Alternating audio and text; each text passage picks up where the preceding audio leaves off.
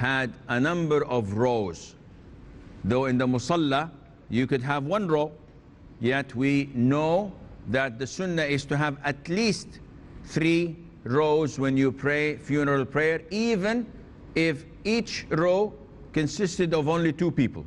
It's okay, but you have to have 3 rows. And what happens if 2 are praying only on a funeral, on a dead person? Scholars say that the imam is in front and the person next to him goes behind him, so that they would make 2 rows. And this is the only prayer where we have the follower, the ma'moom, standing behind the imam alone. Usually he stands next to him, but in this prayer, no. Funeral prayer, he has to stand right behind him. And we've stated that the more people who pray funeral prayer, the higher it is as a possibility for him to be forgiven, and Allah would accept their intercession. And that is why a lot of the Muslims, especially in Saudi Arabia, they write in their will that their funeral to be taken into Mecca. So that, imagine how many people pray funeral prayer on them. 200,000, 300,000.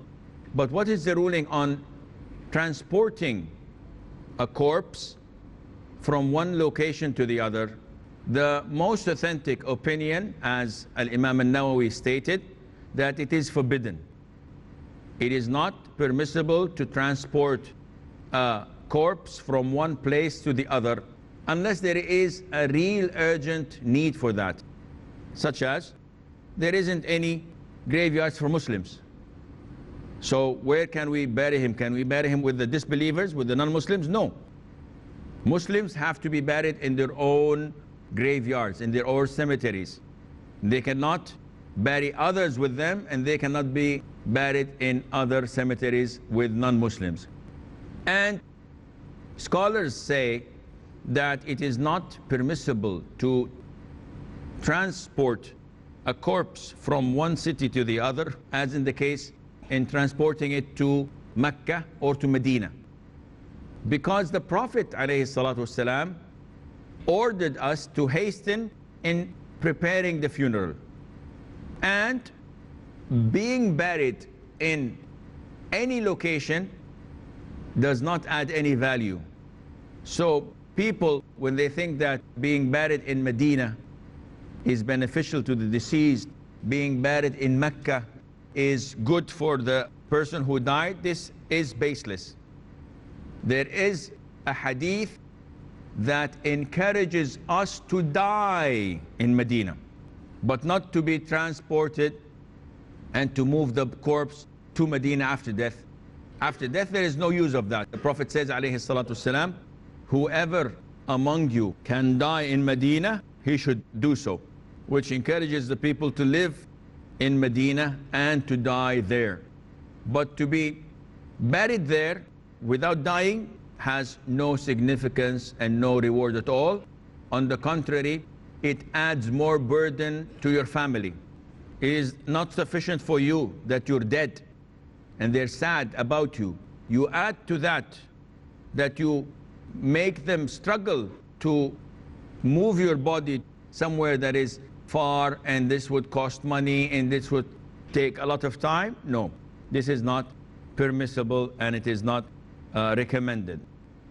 We've noticed that it was the Prophet ﷺ who conveyed the information about the death of the Najashi to his companions. However, we also know that the Prophet ﷺ forbade us from declaring the death of people, and this is called na'i. So how can we combine between the two? It's very simple. What is forbidden is that you go on top of minarets, on top of roofs, and shout, so and so has died, so and so has died, and you go in the roads, in the markets, carrying a bell or just shouting, informing people of the death of a person. This is haram, because this is part of the actions of the people of Jahiliyyah. But if you're calling someone to inform him that so and so has died, this is permissible, as some scholars say, but they say that this is permissible because of the fact that it is permissible when you want them to help you in burial, when you want them to help you in seeking forgiveness, when you want people to pray, funeral prayer, this becomes permissible. But to call on the people in the streets, in the markets, so-and-so has died, or like they do nowadays in newspapers. You find big pages of newspapers of the deceased who has died. He has moved into Allah's mercy and forgiveness. How do you know that he did not go to Allah's wrath and anger? We pray, we hope, but publishing such things or putting advertisements that so-and-so has died, this is not part of the sunnah that the Prophet ﷺ encouraged us to do. Likewise, it is not permissible to go and compliment someone about things that are not in him, especially when we hear about rulers who died or about dignitary people who died. After their death, we know that they were robbers, we know that they embezzled public money, we know that they stole from the treasury, but then we find all these praising of them and compliments to making them as saints. All of these are lies. You can't, after the death of a person who was almost a criminal, who was known to be bribed every single day, you claim that he has so many good deeds and that he had done this and done that. These are all lies, and these are all forbidden in Islam. Moving on to Hadith 157. Faisal. Ibn Abbas radiallahu anh said that the Messenger of Allah sallallahu alaihi wasallam observed prayer over a grave after the dead was buried, and he recited 4 takbirs over him. This hadith, we learn from it the ruling on praying on a person who has been buried. Why? Because some scholars say that this is not permissible at all to pray in the graveyard. And anyone, with all due respect, who says this, we tell him that the Prophet did it, alayhi salatu wasalam. So this means that it is permissible. But we're not offering normal prayer. What is forbidden for a Muslim to pray or to offer in the graveyard is any normal prayer. Mandatory prayer, voluntary prayer, all of this is completely prohibited to do between graves. Why? Because you're prostrating, and this is means of shirk. So you want to pray, you go outside, except the prayer of funeral. In this hadith, the Prophet ﷺ went into a grave and offered funeral prayer. And likewise, the woman, the black woman who used to clean the masjid, a woman who is unknown. We know nothing of her, not her name, yet we only know her by her actions. She used to clean the masjid, and when she died, she was buried at night, and the Prophet was asleep. And when he woke up, alayhi salatu wasalam, they told him he was very angry. And he said, why didn't you notify me? They said, because you were asleep. So the Prophet went and asked where her grave was and offered funeral prayer there. So those who did not offer funeral prayer, it is permissible for them to go to the graveyard and offer the funeral prayer there. Some scholars said that providing this is before 1 month is over after his burial. Why? They said because after 1 month he would be decayed and his body was changed. But again, this is baseless. You don't have any restriction of a month, a week, a year. So it appears that if you did not offer funeral prayer, that you can go and offer it whenever you are able to do so. However, how do we offer funeral prayer? It's very simple. It has no bowing nor prostration. It consists of 4 takbir. And there are a number of narrations that make the takbir reach as far as 9. But the scholars say that only 4 or 5 are authentic and the rest are not authentic. So 4 or 5 is permissible. So how to do it? We're going to take an example of offering 4 takbir, because this is the majority of scholars agree upon. You offer the first takbir, Allahu Akbar, and you recite Al-Fatiha. أعوذ بالله الشيطان الرجيم بسم الله الرحمن الرحيم الحمد لله رب العالمين الرحمن الرحيم to the end. After you finish, you may recite another surah. If the Imam is still reciting, you recite Qul Huwallahu Ahad, any other short surah. Once he finishes, he says Allahu Akbar, and then he offers the prayer on the Prophet ﷺ. We don't have any explanation whether it's the short one, Allahumma salli wa sallim ala Muhammad, or the long one. But the majority of people who pray on funerals offer the long one, Allahumma salli ala Muhammadin wa ala ali Muhammadin kama sallaita ala Ibrahim wa ala ali Ibrahim innaka Hamidun Majid. Then you offer the third takbir, Allahu Akbar. And what do you say afterwards? This is what we'll find inshallah after the break, so stay tuned.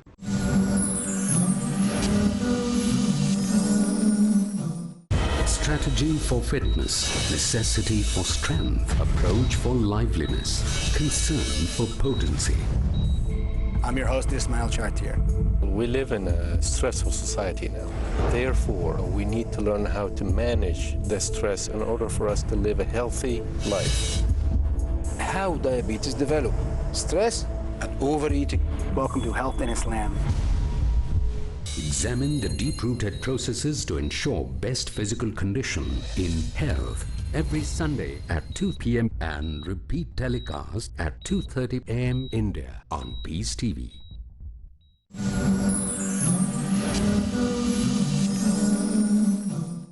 Assalamu alaikum and welcome back. As stated before the break, funeral prayer consists of 4 takbir. First one, you recite Al-Fatiha. Second one, you offer salatu salam on the Prophet ﷺ. Third one, you supplicate for the deceased. What do you mean by supplicating for the deceased? There are a number of supplications that we were taught by the Prophet ﷺ.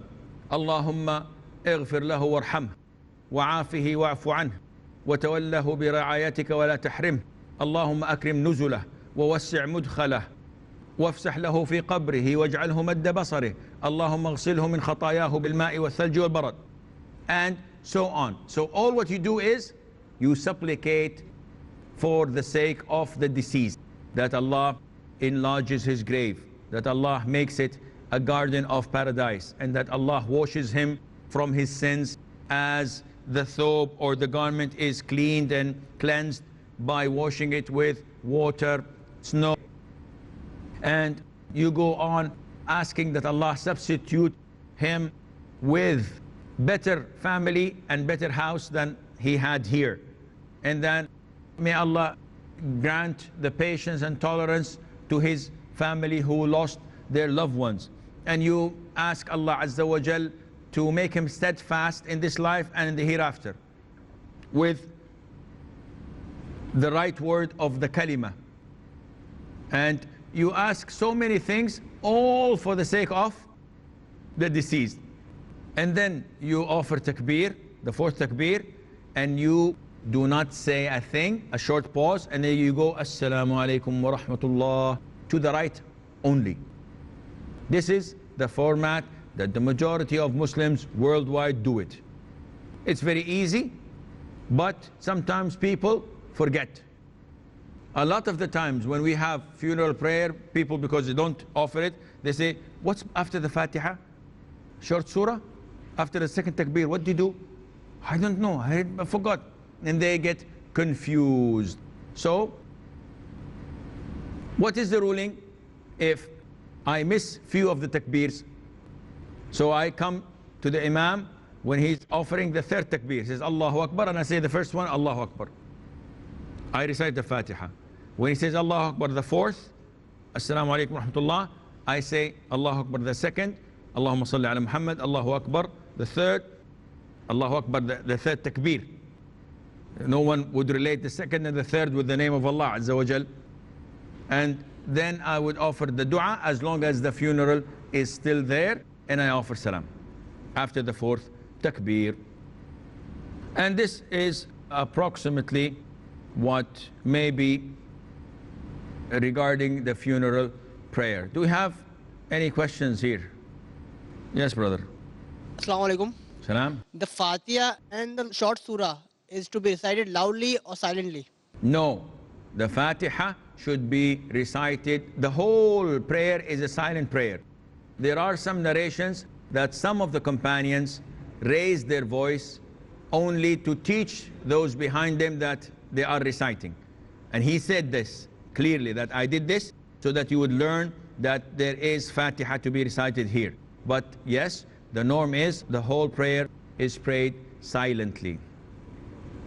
Yes, brother. Assalamu alaikum, Sheikh. Salam. Sheikh, my question is regarding the deceased, the corpse. In today's time, if we donate an eye of a person, or if we, or for that matter, even sell it, we get a nice price if we see. So is it allowed to donate, or if the family is poor, can they sell the deceased organs? It's an issue of dispute among scholars. The most authentic opinion, whether in life or after death, the body is not yours, and hence you're not allowed to use or to donate anything of it. While you're alive, scholars differed, and some say that it is permissible for you, while you're alive, to donate something that you do not need in your body. For example, if someone needs a liver transplant, and of course they're not going to take your liver, but someone told him, I'm not sure, you have to go to a surgeon or to a doctor to verify this. They take a piece of the liver which grows afterwards.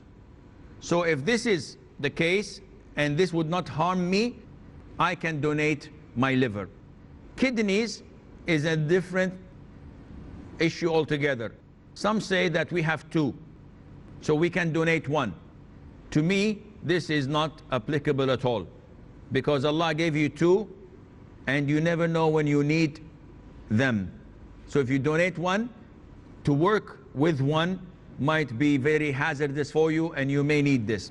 Now, donating after death is a complete different story, because the Prophet said, ﷺ, the breaking of a dead bone, of a dead person's bone, is as severe and as forbidden as breaking it for a living person.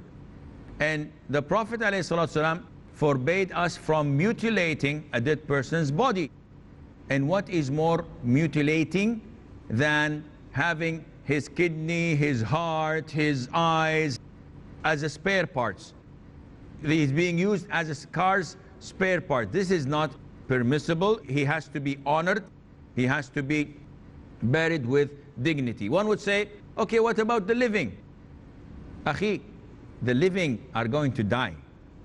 So prolonging it a couple of years more by doing such forbidden acts is not a solution.